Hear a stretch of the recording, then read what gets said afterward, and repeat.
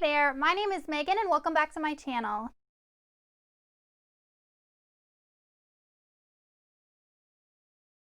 Today I'm going to be doing my fall book haul. So I've acquired about, I think like 16 or 17 books recently, something around there. And it's just time to do a haul. I did not mean to get all of these books, but some of them were gifts. I found some used books, good deals at my local used bookstore. I ended up taking advantage of Target's buy two get one free deal that they were having a couple of weeks ago. So yeah, I have a good amount of books that I want to share with you guys. But before we go ahead and get on into the haul, if you are not already subscribed to my channel, please go ahead and hit that subscribe button as well as the little bell icon so you can be notified every time I post new content. I post new videos every Sunday and every Wednesday and sometimes on Friday. Don't forget to check down in the description box for links to all of my social media, including my Discord where I host monthly book read-alongs. The first book was a gift from one of my subscribers, and that is Anxious People by Fredrik Backman. This is Fredrik Backman's most recently published book, and he's an author that I have been interested in for a long time. I've heard that he just writes really emotional, hard-hitting, but yet sometimes humorous stories, and I just didn't know where to start with his books. And Michael read Anxious People this year and absolutely loved it and said I had to read it, so he was so kind to gift this to me, so thank you so much.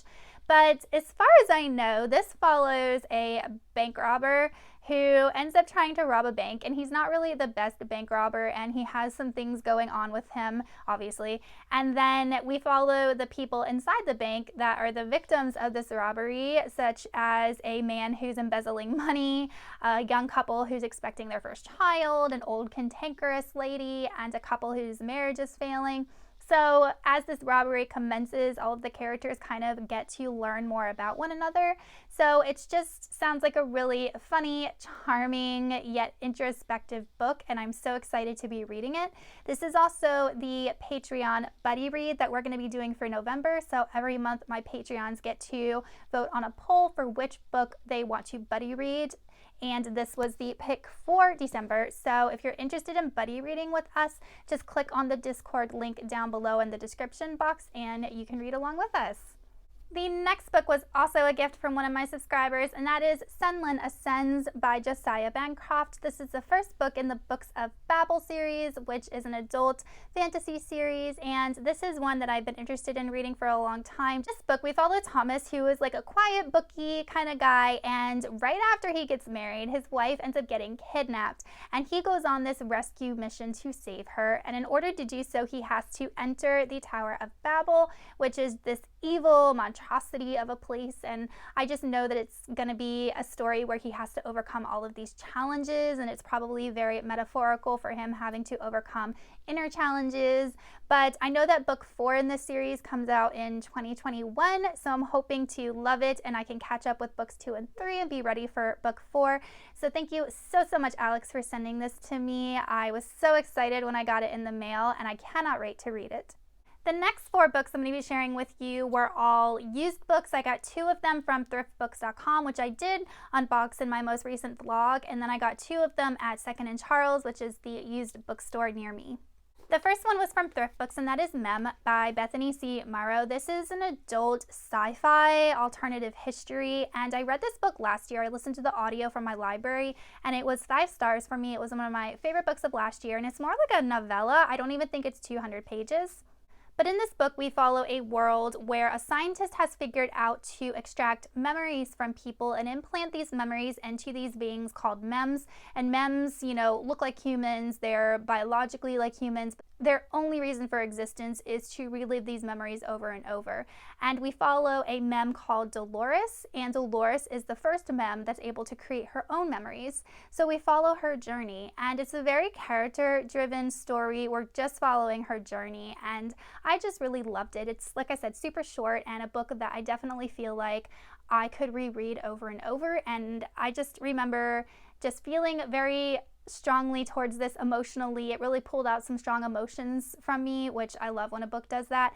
And when I first got this book, it had the library binding on it, so I got the library binding off, and the front cover is gorgeous. So all mems are kept in a vault, and I love how the front of the cover has the vault on it. I was like so surprised when I saw that. I thought it was so cool.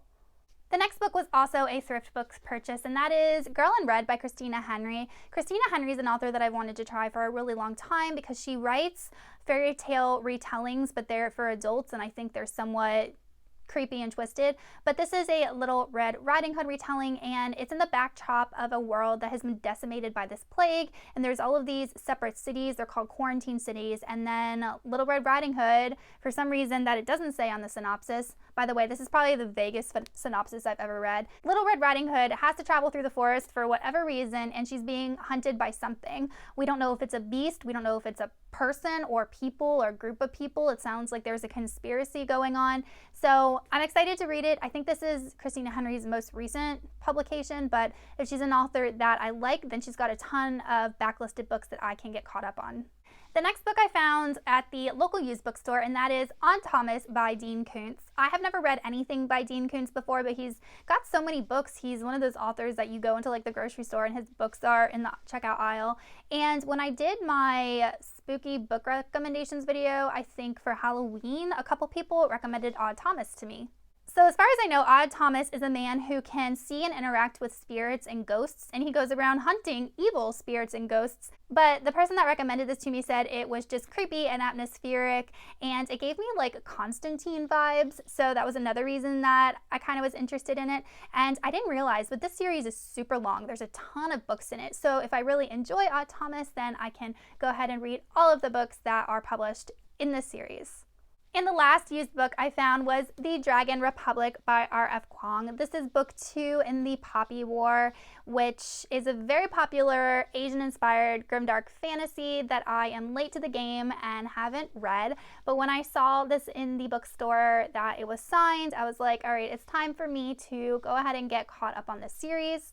Here is the signature, so that is super exciting. Because I bought The Dragon Republic, I had to buy The Poppy War, which is book 1, so I could go ahead and definitely start this series.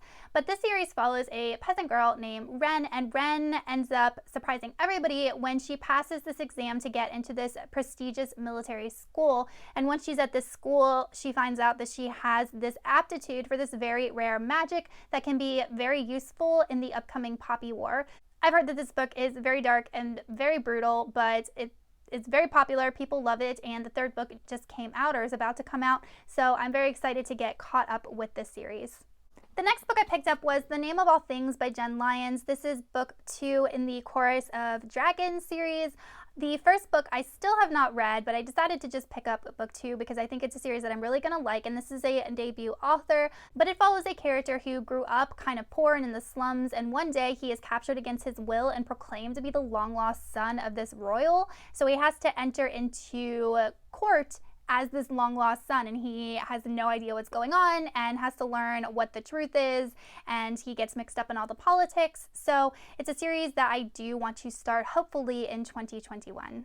The next 2 books are part of a series, and they are Crush the King and Protect the Prince, and these are part of the Crown of Shards trilogy.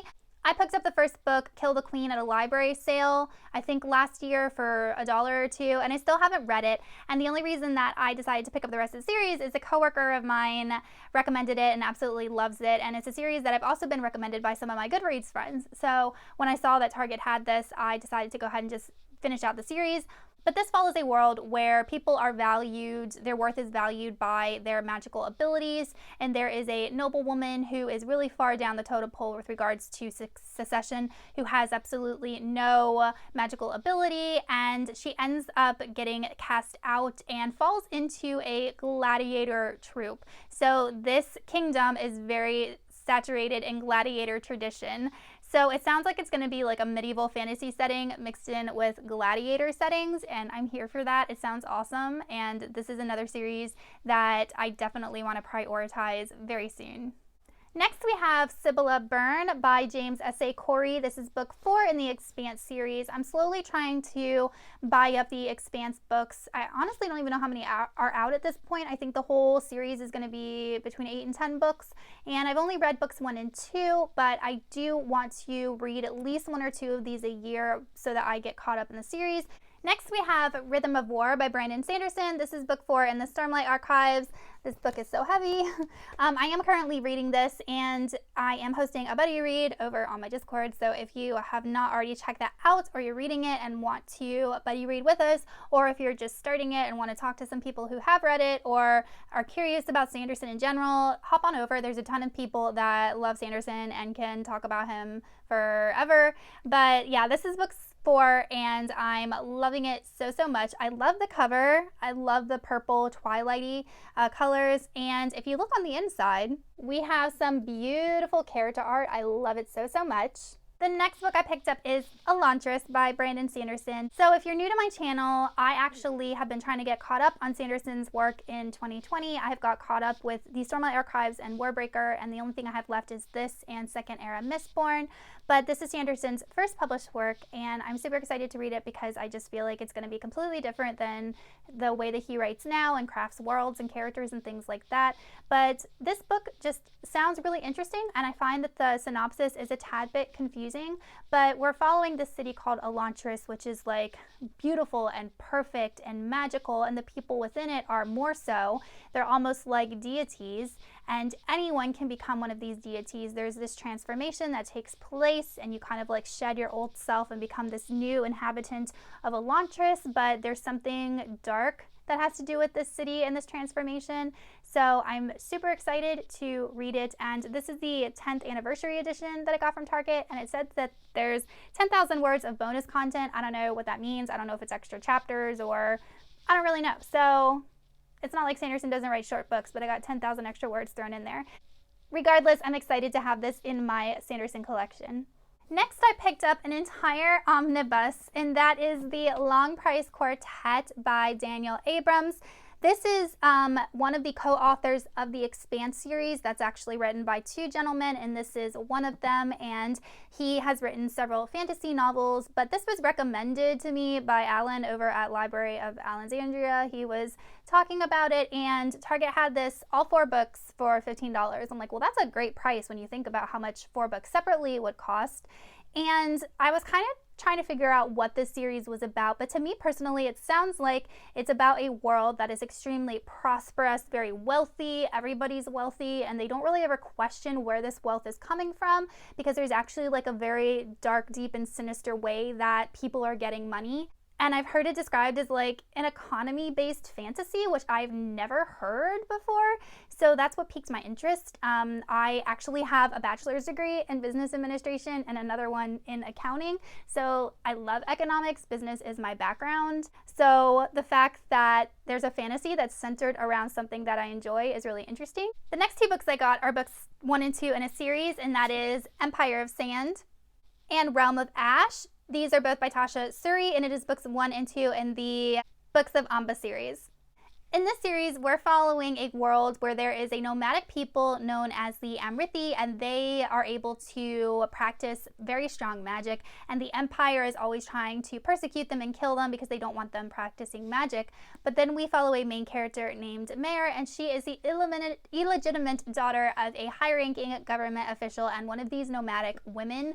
And this girl is able to practice magic, and the Emperor finds out about her existence and seeks out to kill her. So Mare is forced to flee for her life. So I haven't read a lot of desert fantasies, so I'm very excited to see if this is a fantasy that I will enjoy, because then I can read more desert fantasies. And the last 2 books I'm going to be showing you are classics, and the first one is Rebecca by Daphne du Maurier. This is considered like a modern classic, and it's definitely a modern Gothic story, and I've heard that it's just very atmospheric and creepy. But this follows a young woman who has just been married to a man that she doesn't really know, and she is skirted away to this kind of remote mansion where she begins to uncover the mystery regarding the death of this man's first wife. It's a book that has always held my interest, and I know that there's a Netflix adaptation on here. I think there's been movies based off of this too, and I personally love Gothic literature, so I decided to finally just go ahead and pick it up. And lastly, we have Always Lived in the Castle by Shirley Jackson.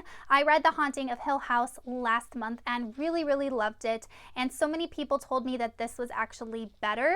Shirley Jackson's books and short stories are usually creepy with elements of horror, and I really liked Hill House. So if this is better, then I'm super excited to read it. But the only thing I know about this book is that it follows a girl named Catherine, who I think is 18, and she lives in this big old mansion by herself, but she's actually not by herself. Her family still lives there. I just don't think that they are alive.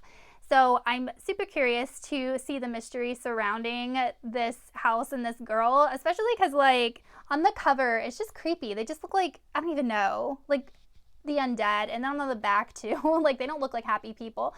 And it's a super, super short book. So if this is better than Hill House, then I'm here for that. Okay, you guys, so that is it for my fall book haul. Let me know in the comments if you have read any of these books and what you thought of them. Also, let me know if there's any series or books that you think I should prioritize over others, and I will see you guys soon in another video. Goodbye.